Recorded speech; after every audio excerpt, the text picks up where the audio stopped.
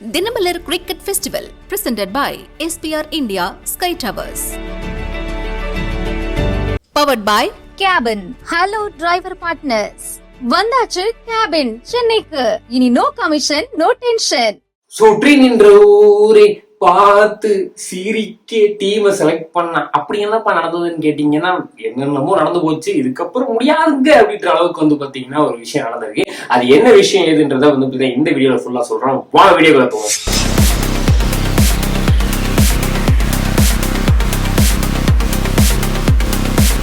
வணக்கம் மக்களே, தினமலர் கிரிக்கெட் திருவிழா பிரசன்டட் பை SPR சிட்டி. அப்படி என்னப்பா சோகமா பாடுற, இனிமேட்டு நான் முடியவே முடியாதுன்ற அப்படி என்ன நடந்துச்சு அப்படின்னு கேட்டு சொல்றேன் எங்க டாஸ் வின் பண்ண ஹார்திக் பாண்டியா வந்து பாத்தீங்கன்னா போலிங்கை செலக்ட் பண்ணாரு. சோ வந்து பாத்தீங்கன்னா ஓப்பனிங் வந்து CSK இறங்கினது ஷேக் ரஷீது ரச்சின் ரவீந்திரனாலும் ஃபர்ஸ்ட் 3 ஓவருக்கு வந்து பாத்தீங்கன்னா ஒண்ணுமே பண்ண முடியாத அளவுக்கு வந்து தலாவ் தான் தலவானாங்க. ஒரு 16 ரன் வெல் ஃபீல்டிங் அண்ட் செம போலிங் பை வந்து மும்பை இந்தியன்ஸ்னே சொல்லலாம். ஸோ அதுக்கப்புறம் வந்து பார்த்தீங்கன்னா ரச்சின் வந்து செகண்ட் டிஜிட்ல அவுட் ஆக வந்து பார்த்தீங்கன்னா அங்க வந்து ஆயுஷ் மாத்திரையை போட்டாங்க. ராகுல் திரிபாதிக்கு செம 3 சொல்லலாம்.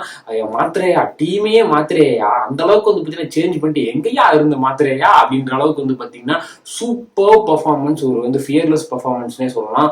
தம்பி வந்து பார்த்தீங்கன்னா 17 வயசு, அதாவது CSKக்கே வந்து பார்த்தீங்கன்னா இவ்வளவு கம்மி வயசுல டெபியூட் ஆனது இந்த பையன் தான் அப்படின்ற அளவுக்கு வந்து பார்த்தீங்கன்னா ஒரு ரெக்கார்டை வேற படைச்சிருக்கா. அப்படி செம்ம பேட்டிங். அதாவது கொஞ்சம் யாரா இருந்தாலும் நீங்க யார் வேணாலும் போடுங்க, எப்படி இருந்தாலும் போடுங்க, என்னோட ஸ்டைல ஆட போறேன் அப்படின்ற மாதிரி வந்து ஒரு 15 பாலுக்கு வந்து 35+ வந்து பார்த்தீங்கன்னா தம்பி அடிச்சாங்க. விக்கெட் அவுட் ஆகி போகும்போதெல்லாம் வந்து சூரியகுமார் அப்ரிஷியேட்லாம் பண்ணாது. அது வந்து யங்ஸ்டர்ஸ்க்கு இந்த மாதிரி பெரிய பிளேயர்ஸ் அப்ரிஷியேட் பண்ணும்போது பார்த்தீங்கன்னா ஒரு நல்ல ஒரு பூஸ்டிங்கா இருக்கும். ஏன்னா மும்பையை சேர்ந்தவர், ஸ்கை மும்பையை சேர்ந்தவர்னா நல்லா பண்ணப்பா, டீம் வந்து வாய்ப்பு இருக்குன்னு நினைக்கிறேன் அப்படின்ற மாதிரிலாம் சொல்லி விட்டா. அப்படி ஸோ அதுக்கப்புறம் வந்து பார்த்தீங்கன்னா பயங்கரமா ஏன்னா வந்து நல்ல ஒரு தொடக்கம் கொடுத்துருக்காங்க, நல்லா ஆடுவாங்கன்னு எதிர்பார்த்துட்டு இருக்கும்போது ஷேக் ரஷீத் வந்து இன்னைக்கு மேட்ச்ல பெருசா ஒரு பெர்ஃபார்மன்ஸ் கொடுக்காம வந்து 19 ரன்ஸ்லேயே வந்து 20 பால் ஃபேஸ் பண்ணி அவுட் ஆயிட்டாருன்னே சொல்லலாம். ஸோ 63 for 3 அப்படின்ற மாதிரி இருக்கும்போது பார்த்தீங்கன்னா என்னப்பா 63 for 3 ஊரா போகிற வேக கூட்டமே அப்படின்ற மாதிரி வந்து ஒவ்வொருத்தரா போயிட்டு இருக்காங்க. யார் தான் காப்பாற்ற போறான்னு இருக்கும்போது வந்து பார்த்தீங்கன்னா உபரத்தில் தூக்கி வைக்கும் சொந்தம் இதுதான்ன்ற மாதிரி வந்து ஜடேஜாவும் தூபேவும் வந்து பார்த்தீங்கன்னா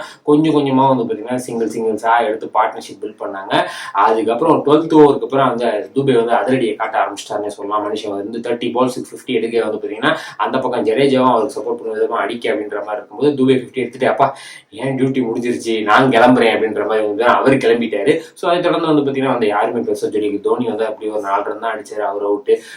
அதுக்கப்புறம் வந்து ஜடேஜாவே நானே டேக் ஓவர் பண்ணி வந்து எல்லாத்தையும் பார்த்துக்கிறேன், நீங்க யாரும் தேவையில்லை அப்படின்ற அளவுக்கு வந்து கடைசி வரைக்கும் ஆடி வந்து நாட் அவுட் பேட்ஸ்மேனா 50 அடிக்கிறாரு.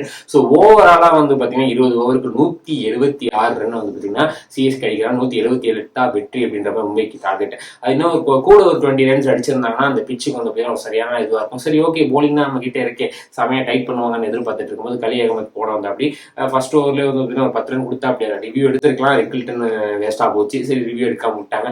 அதுக்கப்புறம் வந்து பார்த்தீங்கன்னா இங்கே தான் வந்து ஒரு ட்விஸ்டே ஆகும். ஓவர் 10 ஓவரையும் பார்த்தீங்கன்னா பயங்கரமா அடிச்சிட்டாங்க. அதுக்கப்புறம் யாருப்பா பவர் பிளேல போட போறான்னு இருக்கும்போது அஸ்வின் அண்ணாவை கூப்பிட்டு வந்துட்டாங்க இம்பாக்ட் பிளேயரா.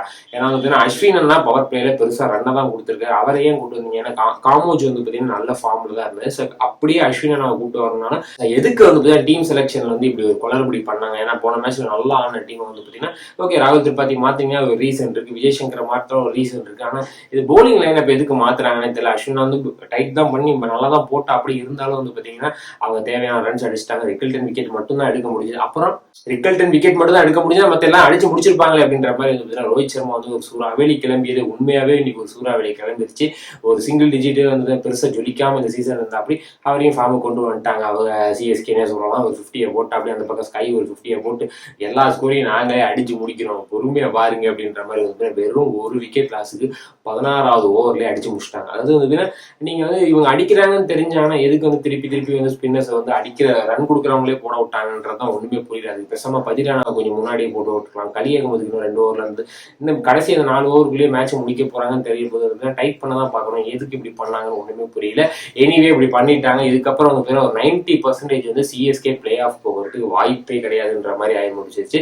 ஸோ வந்து அதை தொடர்ந்து வந்து வேற என்னப்பா இதைத்தான் சொன்னியா ஸ்டார்டிங்ல அப்படின்னு கேட்டீங்கன்னா அதான் சொன்னேன் ஸ்டார்டிங்ல. ஸோ ஒரு 10% தான் இருக்கு. அப்படி அந்த 10%ல நான் தோத்து போனாலும் பரவாயில்ல, அடுத்த சீசனுக்கு ஒரு நல்ல ஒரு 11 பில்ட் பண்ணுவோம் அப்படின்ற மாதிரி தோனியே வந்து வாக்குமூலம் கொடுத்து விட்டார். ஸோ மும்பை இந்தியன்ஸ் உங்களுக்கு ஒரு பிரைட் ஃபியூச்சர் இருக்கு, இப்படியே பர்ஃபார்ம் பண்ணிட்டு வந்தீங்கன்னா நீங்க பிளே ஆஃப் போக வாய்ப்பு இருக்குன்னு சொல்லிக்கிட்டு இந்த வீடியோ உங்களுக்கு பிடிச்சிருந்தா லைக் பண்ணுங்க, ஷேர் பண்ணுங்க, கமெண்ட் பண்ணுங்க. பண்ணுங்க, மறக்காம தினமலரை சப்ஸ்கிரைப் பண்ணுங்க. ஸோ அன்டில் தான் உங்களிடமிருந்து விடைபெறுவது தினமலர் கிரிக்கெட் திருவிழா கமிட்டியார். நன்றி, வணக்கம். Dinamalar Cricket Festival presented by SPR India Sky Towers. Powered by cabin. Hello driver partners. வந்தாச்சு கேபின் சென்னைக்கு. இனி நோ கமிஷன், நோ டென்ஷன்.